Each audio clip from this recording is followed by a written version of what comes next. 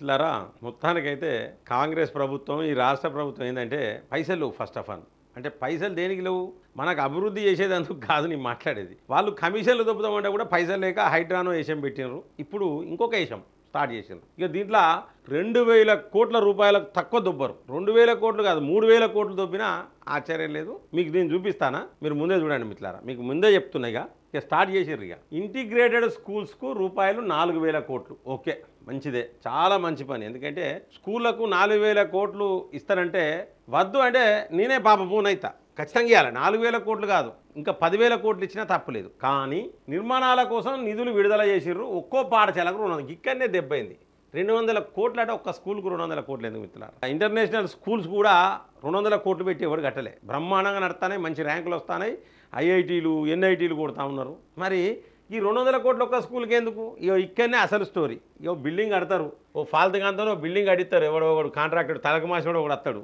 కడతాడు వాడు ఏం చేస్తాడంటే ఇది బిల్డింగ్ ఖర్చు మొత్తం జాగతో సహా బిల్డింగ్ కడితే ఓ 10 కోట్లు బిల్డింగ్ వేసుకోండి 10 కోట్ల కంటే ఎక్కువ అవసరం లేదు 10వ తరగతి 12వ తరగతి వరకు కూడా 10 కోట్ల రూపాయల కంటే ఎక్కువ అవసరం లేదు బిల్డింగ్కు మంచిగా కడితే అఫీషియల్గా సూపర్గా మంచిగా అందరూ మంచిగా చదువుకునేటట్టు అన్ని సదుపాయాలు ఉంటే 10 కోట్ల కంటే ఎక్కువ అవసరం లేదు భూమి తీసుకున్నారు అనుకోండి మంచిగా ప్లే గ్రౌండ్తో సహా భూమి కూర్చుంటే 10 కోట్లు అంటే 20 కోట్లలో ఒడిచిపోయే కథ ఇప్పుడు ఈ 20 కోట్లలో ఒడిచిపోతుంది మరి ఒక్కో పాఠశాలకు 200 కోట్లు అంటే మరి గవర్నమెంట్ భూమి అయి ఉంటుంది అందులో నో డౌట్ భూమి కొని కడతారా మరి గవర్నమెంట్ భూమిలే కడతారా ఒకవేళ భూమి కొని కట్టినా 20 కోట్లు అవుతాయి మ్యాక్సిమం 30 కోట్లు అవుతాయి నేను ఒక పని చెప్తాను వీళ్ళు ఎక్కడెక్కడ కడతారో ఒక్కసారి ఈ వార్త చూద్దాం ఈ ప్రభుత్వం ఎంత ఘోరం అంటే మన 1000 కోట్లు దాదాపు 3000 కోట్ల రూపాయలు దొబ్బడం కోసం ఈ కాంగ్రెస్ ప్రభుత్వం కాంగ్రెస్ సర్కార్ కాంగ్రెస్ నాయకులు దొబ్బాలే అనే ఉద్దేశంతో పెట్టిన స్కీమ్ ఇది రాష్ట్రంలో 20 యంగ్ ఇండియా ఇంటిగ్రేటెడ్ రెసిడెన్షియల్ స్కూళ్ల నిర్మాణాల కోసం ప్రభుత్వం మంగళవారం రూపాయలు 4000 కోట్లు విడుదల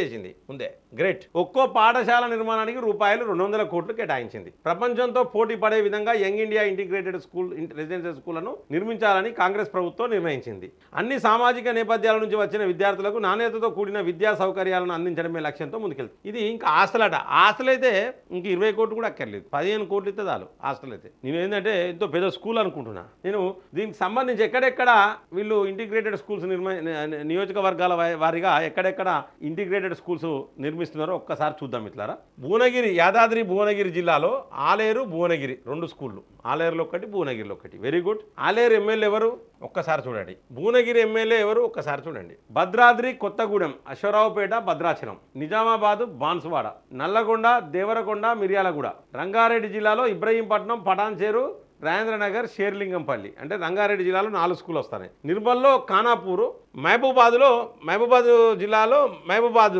అక్కడనే మహబూబ్ నగర్లోనే జనగాం జిల్లాలో పాలకుర్తిలో కూడా వస్తుంది వికారాబాద్లో పరిగి రాజన్న సిరిసిల్ల జిల్లాలో వేములవాడ వరంగల్లో వర్ధన్నపేట ఒకటి హన్మకొండలో వరంగల్ పశ్చిమలో కామారెడ్డిలో ఎల్లారెడ్డి సో ఈ మొత్తం కూడా 20 స్కూళ్ళకు గాను అంటే ఒక్కొక్క స్కూల్కు 200 కోట్ల రూపాయలు ఇప్పుడు కేటాయిస్తుంది దీనికి సంబంధించి నేను మీకు ఒక మంచి విశ్లేషణ ఇవ్వదలుచుకున్నాం ఇట్లారా మంచి విశ్లేషణ మీరు ఒక్కసారి చూడాలి ఈ విశ్లేషణ మీరు చూడాలి మరి 200 కోట్లు ఒక్క స్కూల్కు 200 కోట్లు అవసరమా అనేది ఇప్పుడు అసలు ప్రశ్న అసలు ఏం చేస్తారు నేను ఒక చిన్న క్యాలిక్యులేషన్ చెప్తాను ఆ క్యాలిక్యులేషన్ ఏంటంటే మిత్రులారా వరంగల్ పశ్చిమ అంటే హనుమకొండ జిల్లాలో వరంగల్ పశ్చిమకు 200 కోట్ల రూపాయల స్కూల్ ఇస్తాను నేను సిటీ నడి ఒడ్డుల 50 కోట్లకు నేను స్కూల్ ఇప్పిస్తా బ్రహ్మాండమైన స్కూల్ మా దగ్గర తేజస్వి స్కూల్ అన్నది ఎకరం జాగుండదు సిటీలనే నయీం నగర్ అని నడి ఒడ్డున ఎప్పుడు చూసినా తెలంగాణలో టాప్ 1 వస్తుంది టీచర్స్ను కూడా రెడీమేడ్గా టీచర్స్ని ఇప్పిస్తా నీకు దమ్ము ధైర్యం ఉంటే ఈ 50 కోట్ల రూపాయలు ఆయనకి ఇచ్చి కొనుక్కొని ఆ టీచర్లను పర్మనెంట్ చేసి మరి ఆ యజమానికి ఇంకేమైనా బెనిఫిట్ చేస్తావా బెనిఫిట్ చేయి ఆ టీచర్లను పర్మనెంట్ చేయి ఆ టీచర్లు కూడా దాదాపు 200 మంది టీచర్లు ఉంటారు మరి వాళ్ళకు కూడా జీతం ఇవ్వాలి నువ్వు నీకు దమ్ము ధైర్యం ఉంటే వాళ్ళకి జీతం ఇచ్చి వాళ్ళను పర్మనెంట్ చేసి ఈ స్కూల్ను కొనుక్కో 50 కోట్లకు ఇంకా 150 కోట్లు మిగులుతాయి నీకు 150 కోట్లు మిగులుతాయి నువ్వు ఇంకో 3 స్కూళ్ళు అంటే ఈ 4000 కోట్లు ఏదైతే పెడతానో నీకు తెలంగాణ వ్యాప్తంగా ప్రతి నియోజకవర్గంలో స్కూల్ పెట్టచ్చు మిత్రులారా. ప్రతి నియోజకవర్గంలో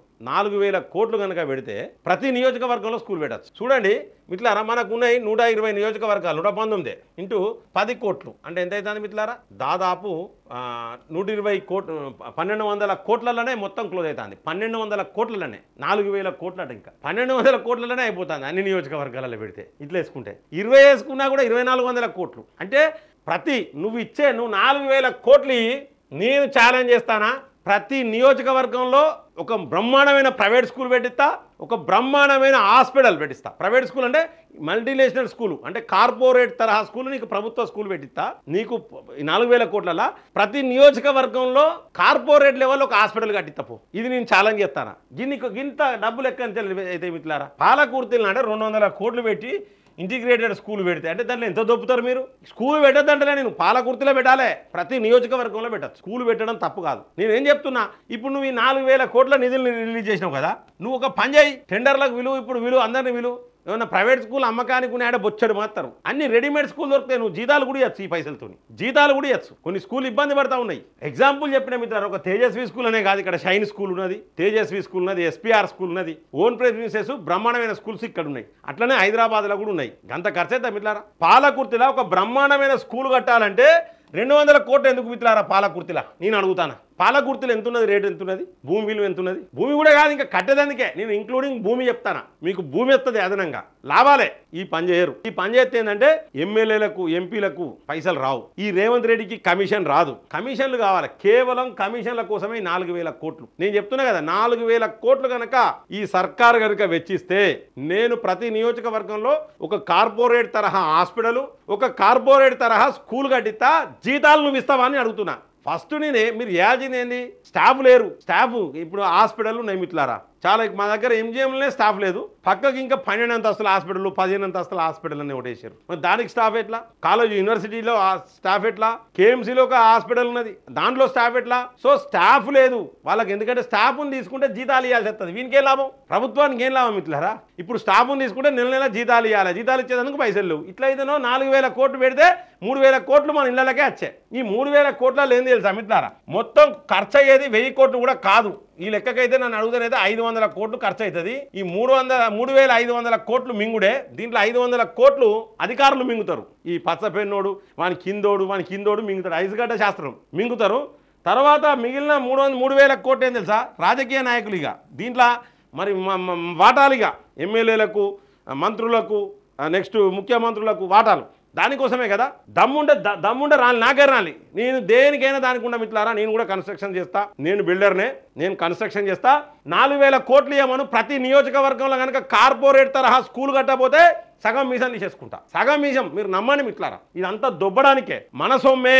నేను చెప్తున్నా, కాంగ్రెస్ ఓనికి కానీ, బీజేపీకి కానీ, బీఆర్ఎస్ ఓనికి కానీ, ప్రతి ఒక్కరిని చెప్తానా, ఇవి మన సొమ్మే. మన డబ్బులు అన్ని తీసుకుపోయి ఇట్లా దండగా చేస్తాడు రేవంత్ రెడ్డి. డబ్బులే లేవంట. 4200 200 కోట్ల ఏంటి వేసుకునేటి అవి. సో మిత్రులారా, మొత్తానికైతే ఇది కూడా ఒక పెద్ద స్కామే. ఇంటిగ్రేటెడ్ స్కూల్స్ అనేది కేవలం వీళ్ళకి డబ్బులు సంపాదించుకునేందుకు. మళ్ళీ ఈ దఫాలు ఎట్లా డబ్బులు సంపాదించుకోవాలి? ఇటువంటివి పెడితేనే డబ్బులు వస్తాయి. అరే ఒక స్కూలుకు కనీసం 20 కోట్లు 30 కోట్లు అని కాదు. స్కూల్లే అసలు మన గవర్నమెంట్ స్కూల్స్ ఎట్లున్నాయి మిత్రులారా? 4000 కోట్లు వస్తే ప్రతి గవర్నమెంట్ స్కూళ్ళల్లో పాపం అమ్మాయిలు టాయిలెట్ చేయడానికి కూడా ఇబ్బంది ఉన్నది. వాష్రూమ్స్ చక్కలు మిత్రులారా, వాష్రూమ్స్ అన్న కట్టచ్చు. బిల్డింగులు కూలిపోవడానికి సిద్ధంగా ఉన్నాయి. ఉన్న గవర్నమెంట్ స్కూళ్ళు అంతే, దాంట్లో మంచిగా కట్టి, టీచర్లు మంచిగా వచ్చే విధంగా, వాళ్ళకి జీతాలు మంచిగా ఇచ్చి, వాళ్ళకి భత్యాలు మంచిగా ఇచ్చి, రిటైర్డ్ అయితే టైంకు రిటైర్మెంట్ బెనిఫిట్స్ ఇచ్చే విధంగా ఉంటే ఎంత బ్రహ్మాండంగా ఉంటుంది. గది లేదు కానీ 4000 కోట్లట. మింగా మెతుకు లేదు కానీ మీసాలకు సొంపంగా ఉన్నట్టున్నది ఈ కథ. దయచేసి మిత్రులారా, సబ్జెక్టు నాది, విషయం నేను చెప్పిన క్లియర్గా. మరి కామెంట్ మీది. మీరు ఖచ్చితంగా కామెంట్ చేయండి, లైక్ చేయండి, మన ఛానల్ని సబ్స్క్రైబ్ చేయని వాళ్ళు సబ్స్క్రైబ్ చేయండి, బెల్ బటన్ నొక్కడం మర్చిపోకండి మిత్రులారా. జై హింద్, జై భారత్.